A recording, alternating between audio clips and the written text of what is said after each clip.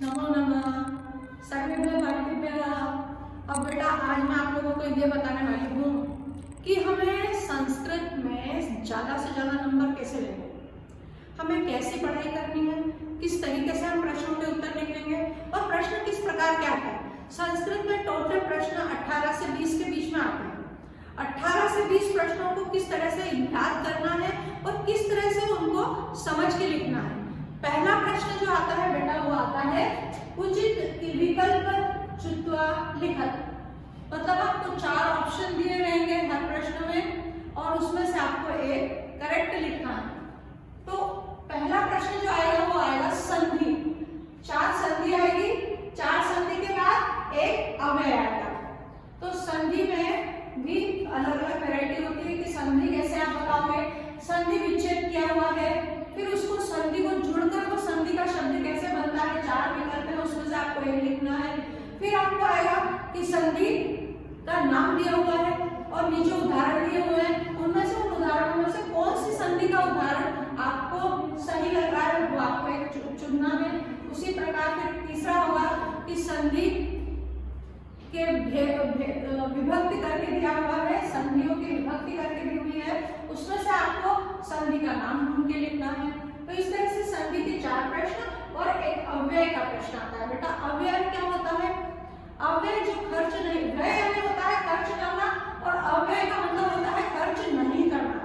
लेकिन संस्कृत में जो शब्द होते हैं अव्यय और टोटल अव्ययों की संख्या 22 होती है। जैसे हम वाक्य के आगे लगा लेते हैं उसको उपसर्ग कहते हैं, लेकिन वहां कभी कभी उनको अव्यय भी संस्कृत में अव्यय भी बताया गया है। जैसे यथा, यथा अव्यय है ना।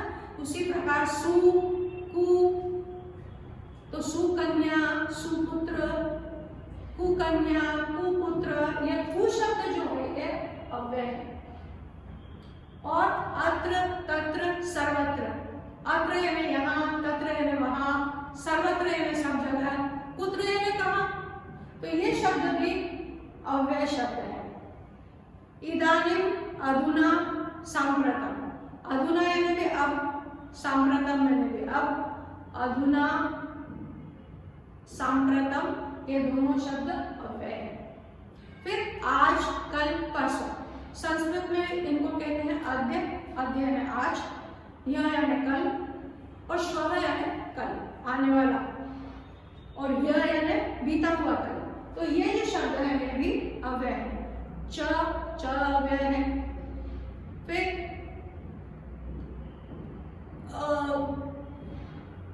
और भी अव्यय शब्द हैं वो मैं आपको समझाऊंगी। तो 4 संधि, पहला प्रश्न आएगा 4 संधि एक अव्यय। इसी प्रकार दूसरा प्रश्न आएगा 4 समास और एक उपसर्ग। उपसर्ग कभी कभी ध्यान से पढ़ना है हमको, आखिरी में लिखा है अस्ति या नास्ति। अस्ति यानी है, तो उपसर्ग इनमें से चारों में से कौन सा उपसर्ग है। और यदि आप ध्यान से पढ़ेंगे कि उपसर्ग नास्ति, कभी कभी नास्ति शब्द भी आखिर में दिया होता है, उसमें आपने को पहचानना होता है कि इनमें से कौन सा उपसर्ग नहीं है। नास्ति यानी नहीं है, अस्ति यानी है, तो उपसर्ग पहचानना है, उपसर्ग है या उपसर्ग नहीं है, वो ध्यान से आखिरी वाला शब्द पढ़ के आपको बताना है। तो ये 2 यदि आपने सही कर लिए तो आपके 5 नंबर कंप्लीट। उसके बाद तीसरा प्रश्न आता है लकार, है ना। 5 लकार संस्कृत में होते हैं, लट लकार, लृट लकार, लोट लकार, लंग लकार और विधिलिंग लकार, है ना। अब इसमें हमको जैसे लकार होता है पठति, पठत, पठन्ति, तो ये हो गया लट लकार। तो आपको ये याद करना है, तब याद करोगे तभी तो लिख पाओगे, है ना। फिर यदि आपने याद करा भविष्य काल तो पठिष्यति, पठिष्यत, पठिष्यन्ति, ये लृट लकार हो गया। और फिर लोट लकार तू, तामन्तु, पठतु, पठताम, पठन्तु, ये हो गया लोट लकार। फिर यदि भूतकाल, भूतकाल को लंग लकार कहते हैं, तो भूतकाल में यदि आपने कहा तो अपठत, पठ धातु के आगे जब अ लग जाता है, किसी भी धातु के आगे जब अ लग जाता है तो भूतकाल की क्रिया हो जाती है। तो भूतकाल याद करने के लिए हमें फटाक से याद करना है कि शब्द के आगे यदि अ लगा है तो वो भूतकाल है, सिंपल है बिल्कुल। तो अपठत, अपठताम, अपठन, ये हो गया भूतकाल। अब बचा विधिलिंग लकार, विधिलिंग लकार का मतलब होता है चाहिए अर्थ में, तो चाहिए अर्थ में हो जाएगा पठेत पठेताम पठेयुः, उसे पढ़ना चाहिए, उन दोनों को पढ़ना चाहिए, उन सबको पढ़ना चाहिए, यह अर्थ हो जाता है पठेत पठेताम पठेयुः। तो यहाँ आपको 4 लकार समझने हैं और फिर एक अव्यय वाक्य में पहचान, वाक्य दिया रहेगा अत्र बालिकाः पठन्ति, तो यहाँ पे आपको अव्यय पहचानना है, तो अत्र शब्द यहाँ पे अव्यय है। आगे बात समझना बेटा। हाँ, अब देखिए, अब नेक्स्ट क्वेश्चन है कि प्रत्यय, प्रश्न चौथा आ जाएगा, 4 प्रत्यय आएंगे और एक सुक्ति आएगी। सुक्ति को रिक्त स्थान है, आपको रिक्त स्थान भरना रहेगा सुक्ति के अंदर। तो 4 प्रत्यय, उसमें अपने को कृतत्वा प्रत्यय, तवतु प्रत्यय, ल्यप प्रत्यय, है ना, ये सब प्रत्यय जब मैं आपको पढ़ाऊंगी तब आपको प्रत्यय समझ में आ जाएंगे। ठीक है, तो 4 प्रत्यय और एक सुक्ति, फिर 5 रिक्त स्थान आएंगे। रिक्त स्थान पाठों में दिए गए जो रिक्त स्थान है, 5-5 है हर पाठ में, तो वो हमको बता दूंगी मैं आपको कि बहुत मोस्ट इंपॉर्टेंट कौन है, हर पाठ के आपको मैं रिक्त स्थान बता दूंगी कि वो कौन से ज्यादा इंपॉर्टेंट है। तो 5 रिक्त स्थान में यदि आपने 5 पूरे नंबर होंगे तो आपके 5 नंबर पक्के। फिर एक शब्द में, एक शब्द के माध्यम से आपको प्रश्न का उत्तर देना है, फिर एक वाक्य के माध्यम से आपको उत्तर देना है। ऐसे 5-5 प्रश्न आएंगे, एक शब्द में लिखो और एक वाक्य में लिखो। तो ये 5-5 यदि आपने सही लिख दिए तो पूरे 10 नंबर। फिर प्रश्न नंबर 8 में अगर शब्द रूप 3 आते हैं, 3 नंबर का प्रश्न है, इसमें शब्द रूप दिया रहेगा आपको। मान लो अस्मत् उष्मत्, इसमें बहुत इंपॉर्टेंट है, अस्मत् उष्मत् जरूर आता है, फिर अकारांत में राम जरूर आता है, इकारांत में नदी आ जाता है, उकारांत में वधु आ जाता है और उकारांत में भी भानु आ जाता है, इकारांत में कवि आ जाता है। तो ये शब्द रूप आपने यदि याद किए हैं तो ये 3 शब्द रूप आएंगे बेटा तीनों नंबर के। फिर जो क्वेश्चन नंबर 9 है वो शब्द रूप में ही आपको शब्द रूप का, जैसे शब्द रूप अष्टमी विभक्ति तक होता है, प्रथमा द्वितीय तृतीय चतुर्थी पंचमी षष्ठी सप्तमी संबोधन, तो इनमें से आपको कोई भी एक शब्द पहचानने के लिए दिया जाएगा और पूछा जाएगा कि इसकी विभक्ति कौन सी है और वचन कौन सा है। विभक्ति और वचन यदि आपने सही बता दिया तो आपके 3 नंबर पक्के। फिर नेक्स्ट क्वेश्चन आएगा कि 3 गद्यांश में से कोई 2 गद्यांश के नीचे जो प्रश्न 5 दिए हुए हैं उनको पढ़ के, प्रश्नों को पढ़ के उस गद्यांश में से ही आपको उत्तर ढूंढ के लिखना है। तो ये सबसे सरल है बेटा, इसमें 10 नंबर पूरे पक्के होते हैं, उसकी मैं ट्रिक आपको समझा दूंगी। ठीक है, तो 3 गद्यांश में से 2 गद्यांश के उत्तर 5-5 नंबर यानी 10 नंबर ये आपके पक्के। इसी तरह से नेक्स्ट क्वेश्चन आता है आपका प्रश्न नंबर 11 जो आएगा वो आएगा कि 3 श्लोक दिए हुए हैं, उसमें भी 5-5 आपको प्रश्नों के उत्तर देने हैं। तो आपको वो उसमें से आपको क्या करना है कि श्लोक में ही 4 पद तो श्लोक में ही होते हैं, तो 4 पद को आपको एक-एक पद का एक-एक उत्तर लिख देना है। सिंपल रहता है, सबसे ज्यादा सब इसमें पूरे में से पूरे नंबर मिलते बेटा।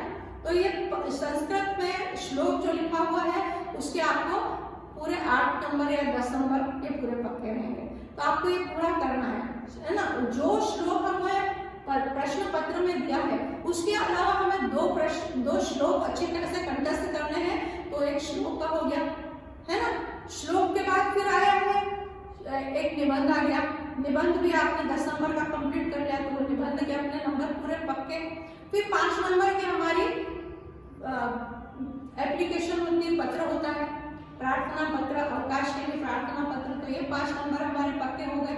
तो इस तरह से आप यदि ये ध्यान रखेंगे कि कौन से प्रश्न आ रहे हैं तो वो हम अच्छी तरह से देख सकते हैं। फिर इसमें है 5 नेक्स्ट क्वेश्चन आता है आम न, हाँ या गलत है ना, आम यानी हाँ और न यानी नहीं। तो नेक्स्ट क्वेश्चन है उसमें भी 5 आम न यानी आपने संस्कृत हिंदी अच्छी तरह से समझ के लिखना आता है तो आपके कभी भी गलत नहीं हो सकते। फिर उसके बाद आता है जोड़ी जमाओ, वो भी 5 आते हैं, वो जोड़ी आपने सही जमा दी तो आपके पूरे 5 नंबर। तो वो जोड़ी भी मैं आपको समझा दूंगी कि किस तरह से आपको जोड़ी करनी है। तो ये हो गए हमारे नेक्स्ट क्वेश्चन। फिर आएगा अपना जोड़ी हो गई, एक पदन हो गया, आमना हो गया, फिर है शुद्ध अशुद्ध वाक्य, शुद्ध वाक्य और अशुद्ध वाक्य। तो शुद्ध और अशुद्ध वो आपको केवल उत्तर एक डाल के कि ये अशुद्ध है, ये शुद्ध है, ऐसे आपको 5 उत्तर देने हैं एक एक लाइन के। दूसरा फिर है अपना नेक्स्ट क्वेश्चन, 5 आपको पंक्तियां दी गई है किसी कहानी की, है ना।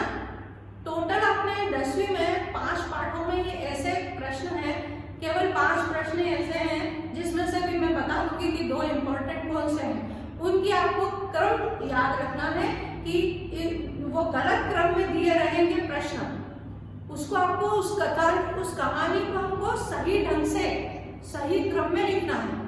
सही बात है। तो वो ये क्वेश्चन भी अपना 5 नंबर का पक्का। फिर आपको एक आएगा, जिस तरह से ये वाला प्रश्न था कि 3 गद्यांशों में से 2 गद्यांश दिए हुए प्रश्न करो, इसी तरह बेटा एक आएगा अनसीन पैसेज। अनसीन पैसेज का मतलब होता है कि अपठित गद्यांश आएगा, पर वो उस गद्यांश को पढ़ के और नीचे दिए हुए 5 प्रश्नों के उत्तर यदि आप देते हैं तो ये 5 नंबर भी पूरे पक्के।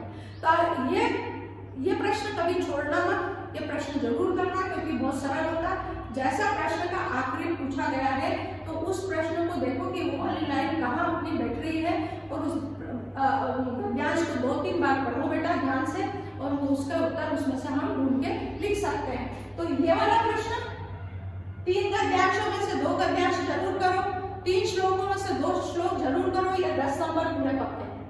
तो एक आपने निबंध अच्छी तरह याद कर लिया, ये 10 नंबर पक्के, ये तो 30 नंबर तो यही हो गए। फिर आपने 4 श्लोक पूरे लिख लिए तो 34 नंबर पूरे पक्के।